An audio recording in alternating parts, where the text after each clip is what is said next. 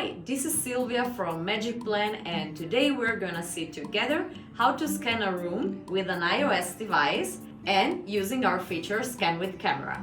So I tap on the blue plus, I add a floor, like a ground floor, and we land on our page. We tap on Add Room, we select Scan with Camera, then the room type, in my case it's a study. If you don't want to use the wall mode, we deactivate it and we start from a corner. Here we go.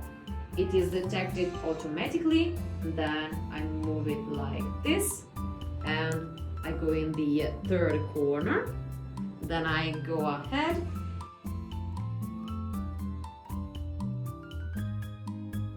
Then we tap on Done. We point at the ceiling. Here we go. And now we can scan our openings. Here we have the door. We can also change the door type. And we have our window.